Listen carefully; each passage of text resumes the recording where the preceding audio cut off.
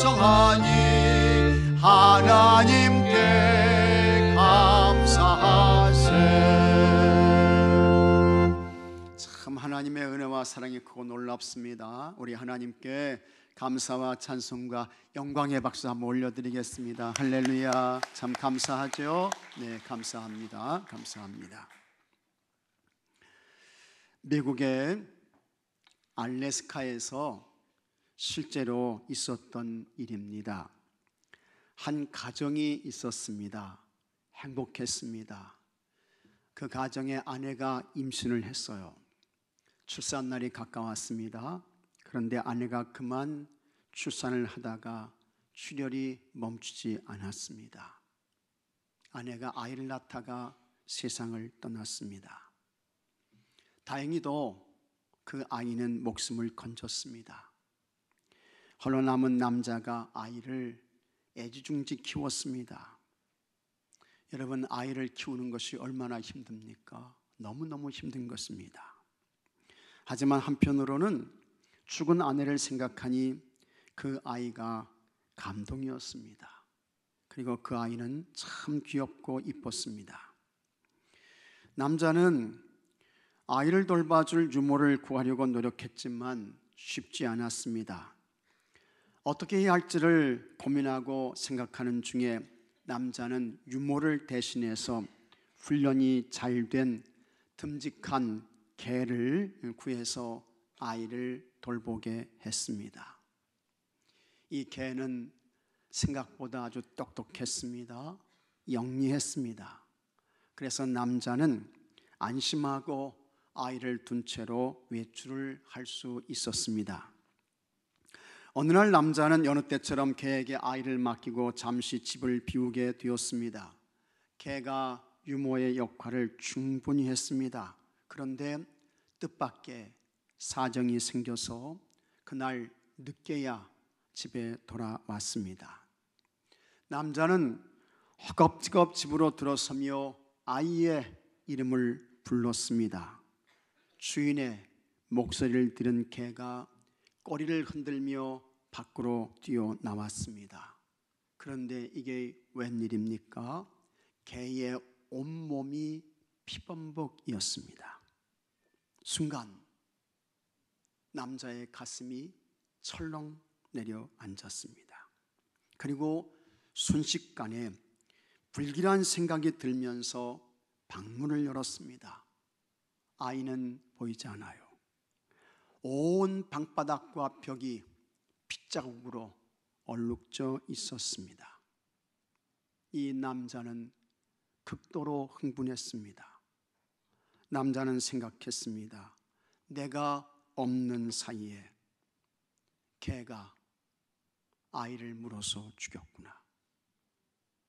이렇게 생각한 남자가 총을 꺼냈습니다.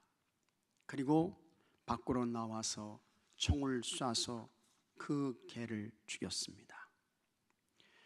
바로 그 순간 방에서 총소리에 놀란 아이가 울음을 터뜨리며 아이의 울음소리가 들려왔습니다. 화들짝 놀란 남자가 급하게 방으로 뛰어들어갔어요.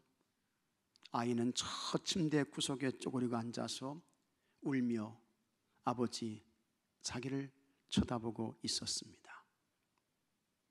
당황한 남자가 밖으로 뛰어나와 죽은 개를 살펴보았습니다. 개의 다리에 맹수에게 물린 자국이 선명했습니다. 남자가 집 밖에 이것저것을 살폈습니다. 그리고 뒤뜰에서 개한테 물려 죽은 늑대의 시체를 찾았습니다. 남자의 입에서 탄식이 터졌습니다. 오 맙소사, 어떻게 이런 일이. 남자는 자신의 아이를 지키기 위해 늑대와 혈투를 벌인 충직한 개를 자기 손으로 쏴서 죽였습니다. 한 선생님이 계셨습니다. 매일 지각을 하는 학생이 있었는데 이 선생님이 지각을 하는 학생에게 회초리를 들었습니다. 어쩌다가 한 번이 아니라 날마다 지각을 하는 것을 보고 그 학생이 괘씸해서 회초리로 아주 세게 종아리를 때렸습니다. 회초리로 학생의 종아리를 때린 다음 날 아침, 그 선생님이 차를 타고 학교에 출근을 하는데 늘 지각을 하는 그 학생을 우연히 보게 되었습니다. 틀림없이 늘 지각하는 그 학생이었습니다. 그런데 그 학생 아이가 한눈에 봐도 병색이 짙은 아버지가 앉은 휠체어를 밀고 요양시설로 들어가고 있었습니다. 순간 선생님의 가슴이 서늘해졌습니다. 지각은 곧 불성실이라는 생각에 이유도 묻지 않고 무조건 회초리를 들어 아이를 때린 자신이 부끄러웠고 자책감이 들었습니다. 가족이라고는 아버지와 단둘뿐이라서 아버지를 돌봐드리고 지켜드려야 하는 입장에 있는 지각한 학생, 게다가 요양시설은 문을 여는 시간이 정해져 있었습니다. 그래서 학생은 요양원이 문을 여는 시간에 맞춰 아버지를 모셔다 드리고 100m 달리기 선수처럼 뛰어와서 학교에 왔을 텐데, 그래도 매일 지각을 할 수밖에 없었을 텐데, 그날도 학생은 다른 날과 똑같이 지각을 했습니다. 그 학생이 선생님 앞으로 나왔어요. 그리고 선생님이 말하지도 않았는데 이 학생이 아무 말 없이 자기의 종아리를 걷어 올렸습니다. 그때 선생님이 회초리를 학생의 손에 쥐어 주었습니다. 그리고 선생님이 종아리를 걷습니다. 선생님이 학생에게 말했습니다. 미안하다. 정말 미안하다. 그 회초리로 나를 때려다오. 영문을 모르는 학생이 한참을 주저하며 어찌할 바를 몰랐습니다. 선생님이 그 학생을 끌어안았어요. 그리고 선생님과 학생이 함께 울었습니다. 두 이야기에서 우리가 발견하게 되는 아주 중요한 법칙이 있습니다. 그것은 프레임의 법칙이라는 것입니다. 프레임은 틀, 구조, 액자, 그런 뜻입니다. 충직한 개를 총으로 쏴서 죽인 남자, 그는 피범벅이 된 개를 보았습니다. 피로 얼룩진 방바닥과 벽도 보았습니다. 순간 그는 어떤 이해나 상황을 보지 않고 틀림없이 개가 아이를 물어서 죽인 것으로 해석했습니다. 프레임의 법칙인 것입니다.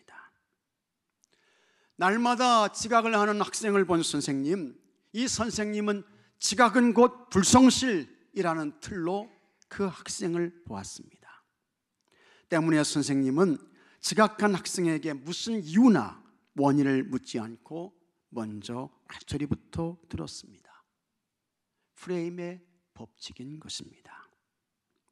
이렇게 프레임의 법칙은 똑같은 상황이라도 어떤 틀과 어떤 구조로 사건과 상황을 해석하느냐에 따라 사람들의 행동이 달라진다는 법칙입니다.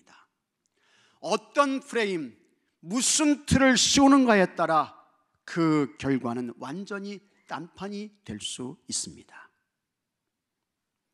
그렇다면 우리 성도들, 여러분들은 어떤 프레임으로, 어떤 틀과 무슨 구조로 모든 것을 보고 모든 것을 판단하고 모든 것을 결정해야 할까? 우리가 가져야 할 아주 중요한 영적인 틀, 영적인 프레임의 법칙이 있습니다.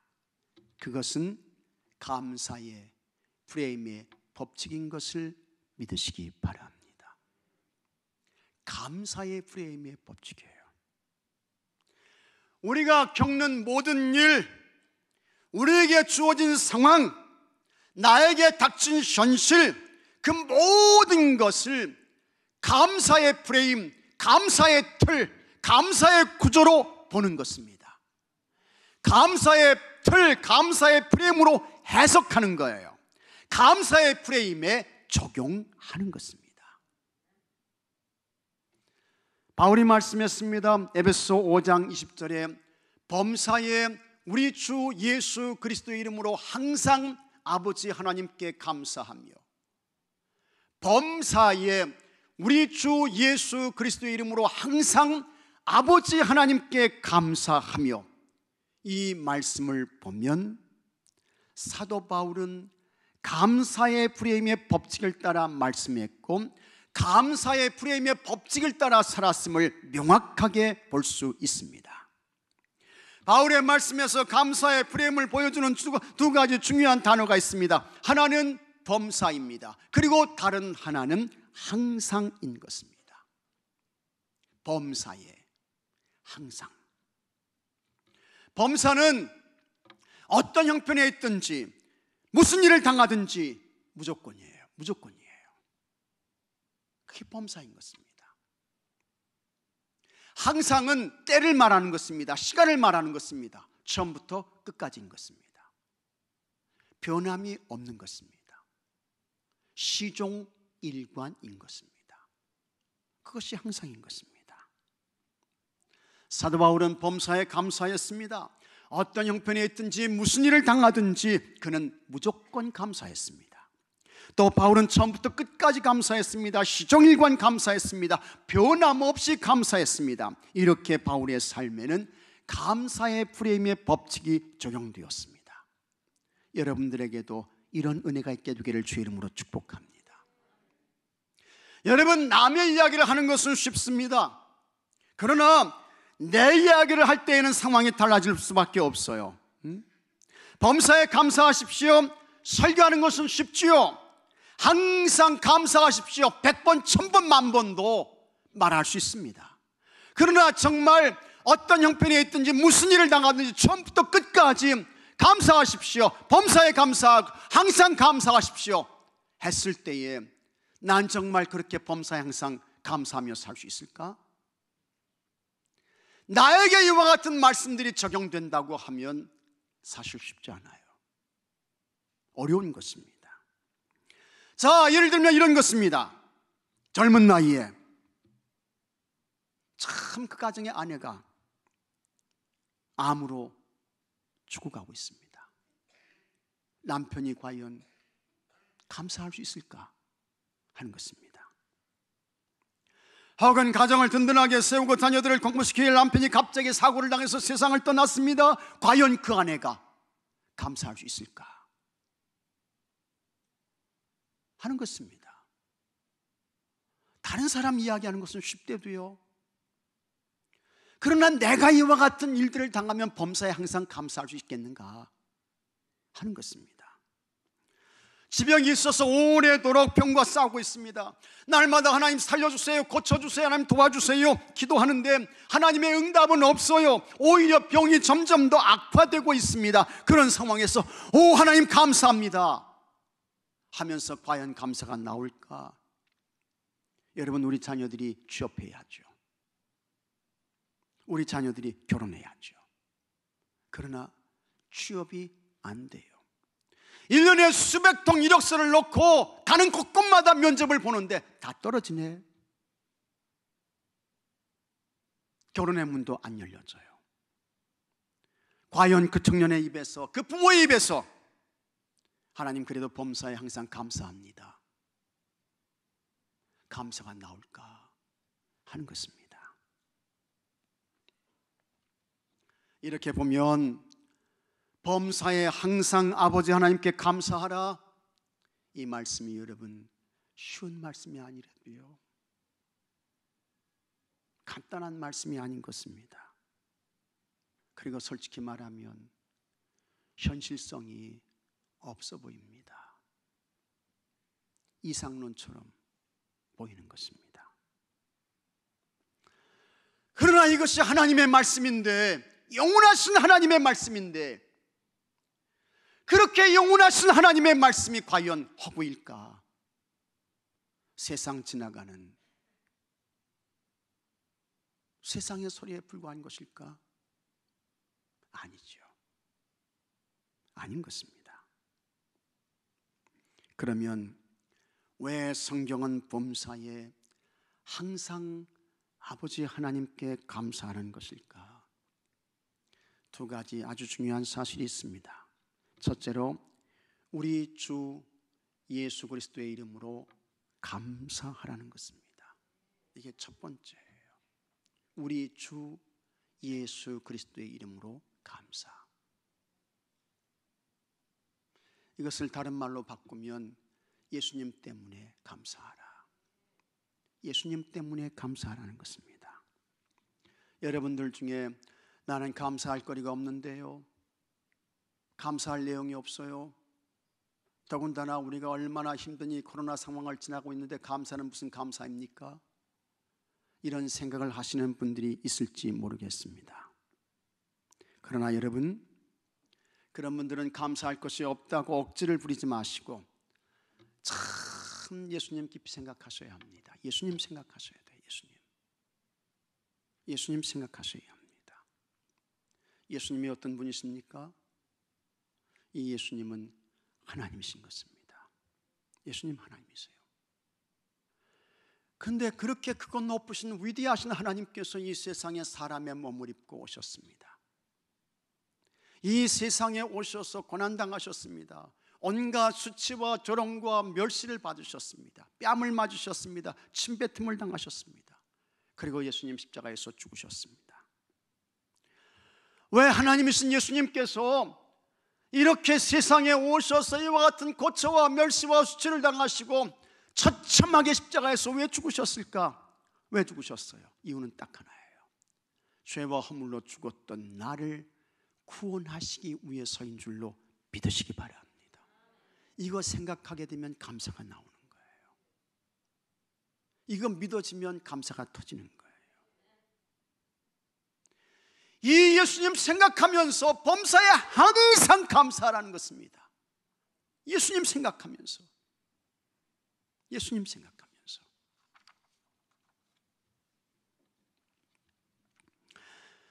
이 예수님께서 우리의 허물과 죄를 사하시기 위해서 십자가에 죽으셨습니다. 그걸 믿는 사람은 모든 허물과 죄를 다 사해 주세요. 다 없어 주세요. 하나님의 사람이 되게 하시고 영생의 사람이 되게 하시고 영원한 하나님 나라 천국의 사람이 되게 하시고, 이것이 예수님의 구원의 은혜인데, 이와 같은 예수님을 생각하게 되면 어떻게 우리가 감사하지 않을 수 있느냐는 것입니다. 범사에 항상 감사할 수 있다는 것입니다. 여기서 끝이 아닙니다. 하나님 되시는 예수님께서요, 우리와 영원토록 함께 동행하신다는 거예요. 같이 하신다는 거예요. 마태복음 28장 20절에 내가 세상 끝날까지 너희와 항상 함께 있으리라. 세상 끝날까지 너희와 항상 함께 있으리라. 예수님 동행의 약속인 것입니다. 더 놀랍고 감사한 것은 우리 예수님께 모든 것이 다 있습니다. 믿습니까 여러분? 우리 예수님께는 모든 것이 다 있어요. 우리 예수님께는 불가능이 없으세요. 안 되는 것이 없으신 것입니다. 그런 예수님께서 세상 끝날까지 우리와 항상 함께 하신다는 거예요. 이 예수님 생각하면서 감사하라는 것입니다. 범사에 감사하고 항상 감사하라는 것입니다. 우리가 세상을 살면서 생각지 못했던 위기와 시험을 당할 때가 있습니다. 잘못한 것도 없어요. 하나님을 진노케 하는 죄를 범하지도 않았습니다. 하지만 위기를 당합니다. 곤란을 겪습니다. 시험에 빠집니다. 헤쳐나갈 방법이 없습니다. 길이 보이지 않습니다. 그런데 그런 위기 가운데에서도 여전히 하나님 되시는 예수님은 우리와 함께 하신다는 것입니다. 마가복음 4장 35절에 예수님께서 제자들과 함께 갈릴리 바다 저편으로 건너가시고 있었습니다. 날은 이미 저물었습니다. 어두워졌습니다. 배가 출발했습니다. 우리 예수님께서는 배 뒤편에서 주무시고 계셨습니다. 배가 출발한 지 조금 지났는데 바람이 불기 시작합니다. 그러더니 이 바람의 강도가 점점 더 세지는 거예요. 그러다가 그 바람이 광풍이 되어버렸습니다. 저 헐몬산 꼭대기에서 갈릴리 바다로 그냥 바람이 몰아치는데 얼마나 그 바람과 파도가 셌던지 물이 배 안으로 막 들어오는 것입니다. 배가 당장이라도 뒤집혀질 것 같았습니다. 그런데 우리 예수님께서 배 뒤편에서 주무시고 계십니다. 무서웠습니다. 두려웠습니다. 그곳에는 베드로, 안드레, 야고보, 요한이 있었습니다.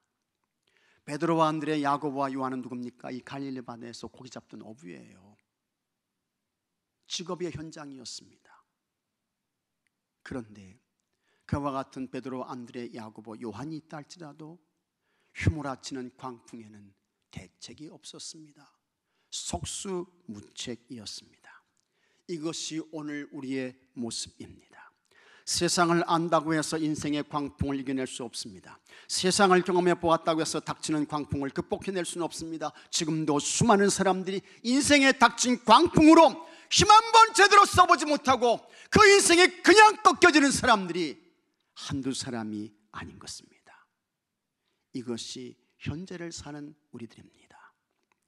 그때 제자들이 예수님께로 달려가요. 주무시고 계시는 예수님을 깨웁니다. 선생님이여, 우리가 죽게 된 것을 돌보지 아니하시나이까? 예수님은 광풍 앞에서 잠을 주무시고 계셨습니다. 그리고 예수님께서 제자들이 깨우니까 일어나셨습니다.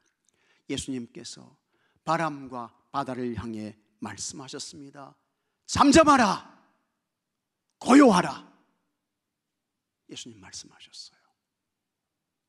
그랬더니 그렇게 휘몰아치면서 당장이라도 이 배를 뒤집어 뽑을 것 같았던 그와 같은 바람과 파도가, 그 광풍이요, 잠잠하라, 고요하라, 예수님 말씀 한마디에 잔잔해졌습니다. 고요해졌어요. 예수님 다른 거 하신 거 없어요.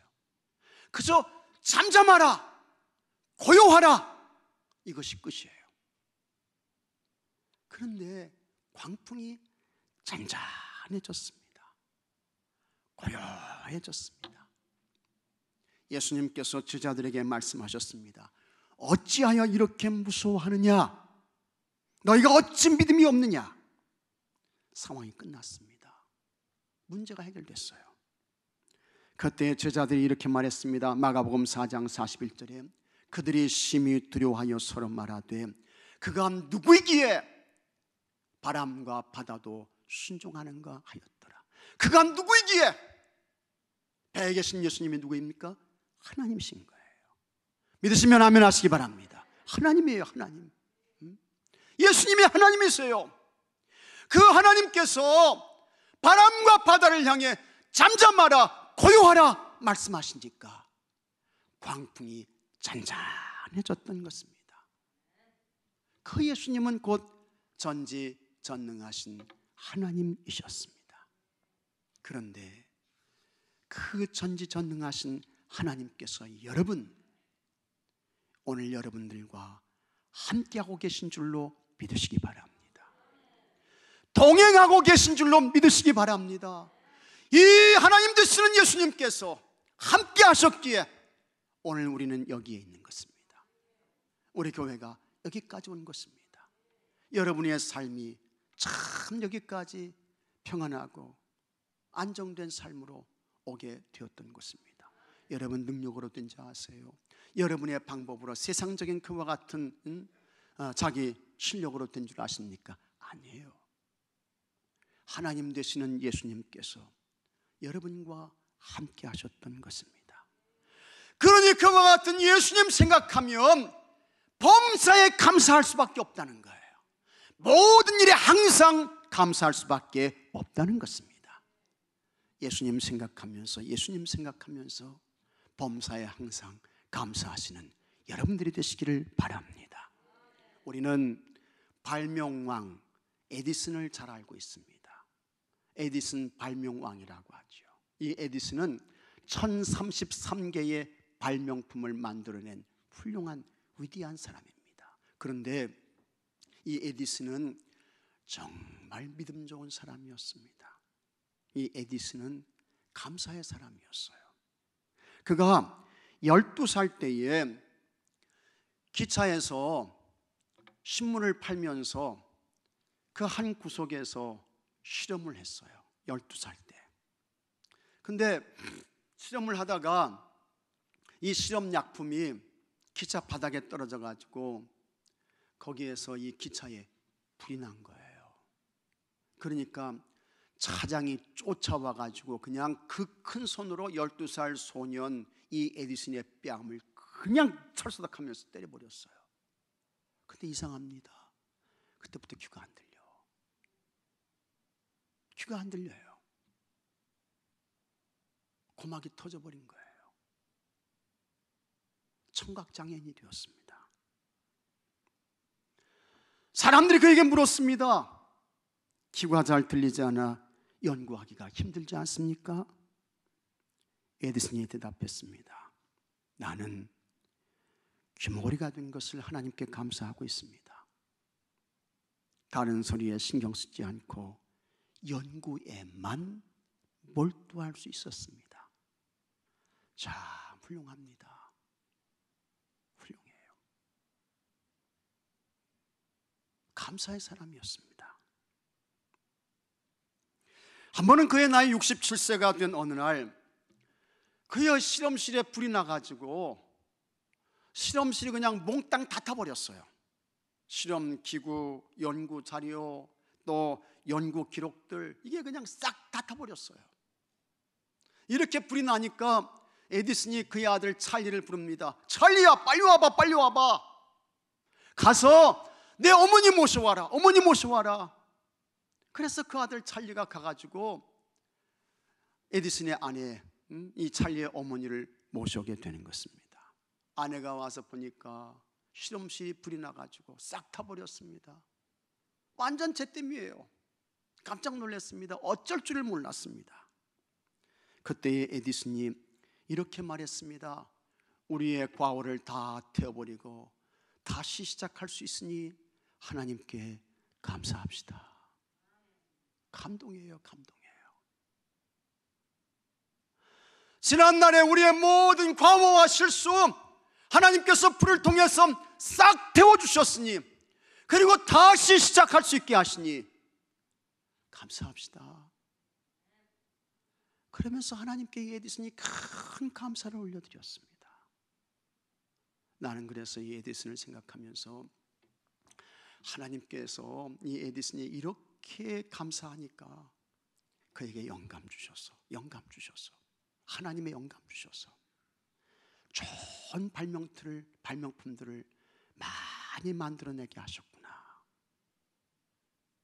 그런 생각을 이제 하게 되는 것입니다. 불났어요, 싹 탔어요. 감사가 나옵니까? 원망하죠, 불평하죠. 하나님, 왜 저 사람 내 집에 불나야지, 왜 내 집에 불이 납니까? 왜 하필이면 납니까? 그러잖아요. 하나님, 왜 하필이면 내가 이 병에 걸려야 됩니까? 왜 하필이면? 근데 하나님이 말씀하세요. 너라고 안 되는 법 있니? 하나님이 말씀하신다고요. 그때 우리가 그와 같은 일들을 어떻게 받아야 될까? 거기에 따라서 결과는 달라져요. 감사로 받게 되면 하나님께서 도와주십니다. 하나님께서 좋은 것 주세요. 우리 예수님은 어떤 상황에서도 우리를 떠나지 않으시고 우리와 함께 하십니다. 무슨 일을 당하든지 우리를 홀로 두지 아니하시고 오늘도 우리의 손을 잡고 하나님께서 동행해 주시는 거예요. 하나님 나라 천국까지 함께 하십니다. 그와 같은 사랑의 예수님, 구속의 예수님, 동행의 예수님, 삶의 의미와 가치와 승리를 주시는 예수님, 기쁨이 되시고 소망이 되시고, 아멘 한번 하시면 좋습니다. 네. 네. 참 의미와 가치를 주시고, 그런 예수님 때문에 범사에 항상, 범사에 또 항상 감사하며 살 수 있는 것입니다. 예수님 깊이 생각하시면서 그 예수님 때문에 범사에 항상 감사로 사시는 여러분들이 되시기를 바랍니다. 둘째로, 하나님의 명령이기 때문에 감사하라는 것입니다. 하나님의 명령이기 때문이에요.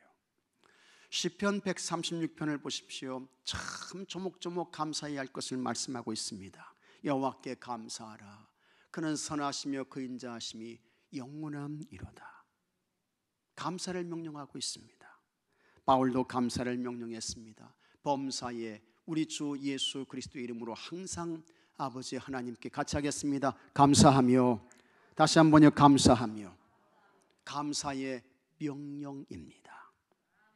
성경이 명령하는 감사는 여러분, 하나님께서 명령하시는 거예요. 하나님께서. 그래서 하나님께서 명령하시는 그와 같은 감사에 순종해서 우리가 감사하며 살면 우리 하나님께서 좋은 것 주십니다. 복된 것 주세요. 정말 우리가 생각한 것보다 훨씬 크고 높은 그와 같은 것들을 주시는 것입니다. 그래서 하나님께서 감사를 명령하실 때 거기에 순종하며 감사를 삶을 살게 되면 반드시 대가를 하나님께서 지불해 주셔서 여러분 감사한 만큼 받는 거예요. 감사한 만큼 얻는 것입니다. 감사한 만큼 누리게 되는 것입니다. 나는 하나님께 받을 거 없습니다. 나 하나님께 얻을 거 없어요. 나 하나님 주신 거 받고 누리며 살고 싶지 않습니다. 그런 분들은 원망하십시오. 불평하십시오. 하나님께서 알았어, 너 가져와. 하나님이 다 가져가신다고요. 하나님이 다 걷어가신다고요. 그러나 감사하게 되면 감사한 만큼 받는 거예요. 감사한 만큼 얻는 것입니다. 그리고 감사한 만큼 누리며 살 수 있는 것입니다. 어떤 개 한 마리가 있었습니다. 이 개가 어느 날 동네 정육점에 들어가 가지고 이 소고기 한 점, 이 한 덩어리를 물고 달아났습니다. 이 개가요. 이 개는 아주 고기 먹고 큰 개 같아요. 너무 순식간에 일어난 일이라 이 정육점 주인이 어떻게 할 수가 없었어요. 그래서는 이 정육점 주인이 이 소고기 한 덩어리 물고 달아난 그 개의 주인이 누구인가 이제 찾아보고 수소문을 했더니 그 동네에 변호사가 있는데 이 변호사의 개라는 것이 이제 밝혀졌습니다. 그래서 이 정육점 주인이 변호사를 찾아갔어요. 그래서 이렇게 말했습니다. 만약에 어떤 개가 정육점에서 고기를 물어서 훔쳐 달아났습니다. 그 개 주인에게 돈을 청구할 수 있습니까? 없습니까? 이렇게 물었어요. 그랬더니 변호사가 대답했습니다. 물론 청구할 수 있습니다. 그리고 개 주인은 피해를 본 사람에게 마땅히 배상할 책임이 있습니다. 그러니까 이 정육점 주인이 지체 없이 말했습니다. 변호사님 댁 개가 우리 정육점에서 소고기 한 점을 물고 달아났습니다. 2만 원입니다. 마침 이 변호사가 보니까 자기네 집 개가 어느 날 고기를 먹는 것을 봤어요. 참 이상도 하다 그랬거든요. 그래서는 이 변호사가 정육점 주인에게 아무 소리 못하고 2만 원을 그냥 내주었습니다. 며칠이 지났습니다. 정육점 주인이 개의 주인인 변호사로부터 한 통의 편지를 받습니다. 근데 거기에는 이렇게 적혀 있었습니다. 변호사 상담료 10만 원. 세상에 뭡니까? 공짜는 없다는 거예요. 변호사인 자기한테 상담했으니까 그 상담료 10만 원 가져오라는 거예요. 하나님도 여러분 다르지 않습니다. 하나님 말씀 들었습니다. 하나님 말씀에 자기를 쳐서 순종하는 거예요. 그러면 하나님께서 순종한 것으로 그냥 넘어가시지 않습니다. 우리 하나님께서 반드시 좋은 것으로, 우리 하나님께서 반드시 복된 것으로 채워주시는 것을 믿으시기 바랍니다. 어떤 아이가 오병이어를 가져왔습니다. 보리떡 5개예요. 물고기 2마리예요. 조그마한 아이가 한 끼 먹을 수 있는 점심 식사의 양이며 내용입니다. 아주 보잘것없는 것입니다. 그런데 예수님께서 그걸 받으셨습니다. 하나님을 향하여 감사의 기도를 드렸습니다. 그리고 나눠줬습니다. 여러분, 남자만 5,000명이 배불리 먹었습니다. 남은 것을 거뒀습니다. 12바구니에 가득 찼습니다. 감사의 기적인 것입니다. 10명의 나병 환자가 있었습니다. 예수님께서 그들에게 제사장에게 가서 너희들 몸을 보여라 말씀하셨습니다. 제사장을 향해 가는데 그들의 나병의 그 문둥병이, 나병이 깨끗함을 받았어요. 그때의 10명 가운데 한 사람만 내가 나병에서 고침받았네, 그것을 알고 돌아와서 예수님께 감사합니다. 그 사람은 사마리아 사람이었습니다. 그 사마리아 사람에게 예수님께서 이렇게 말씀하셨습니다. 누가복음 17장 19절에 그에게 이르되 일어나 가라, 내 믿음이 너를 구원하였느니라.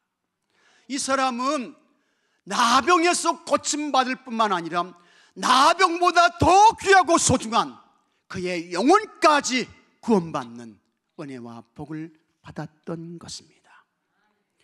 감사라는 하나님 명령에 순종해서 감사하면 하나님은 그냥 넘어가시지 않습니다. 하나님은 그냥 지나가시지 않으세요. 하나님께서 좋은 것을 주시는 것입니다. 구원을 주시고 치유를 주시고 기적이 일어나고 더 많은 것을 받고 누리게 되는 것입니다.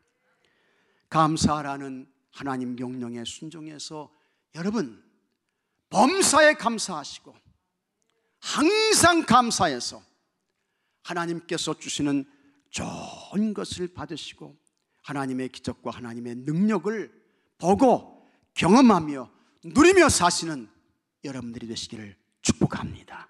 다 같이 기도합시다. 주님 감사합니다. 아버지 하나님, 이와 같은 시기에 우리가 감사할 것이 뭐가 있다고 감사하라고 하십니까? 하나님, 이렇게 생각하고 이렇게 말하는 사람 한 사람도 없게 하여 주옵시고, 우리는 예수님 때문에 범사에 감사합니다, 항상 감사합니다 하면서 우리 하나님께 깊은 진실된 감사를 올려드리게 하여 주시옵소서. 하나님 명령에 순종해서 감사하게 하옵소서. 그래서 하나님께서 주시는 좋은 것을 받고 기적과 능력을 보고 경험하며 누리는 모든 우리 교회의 성도들이 되게 하여 주시옵소서. 우리 주 예수 그리스도 이름으로 기도하옵나이다. 아멘. 이 시간 치유와 회복의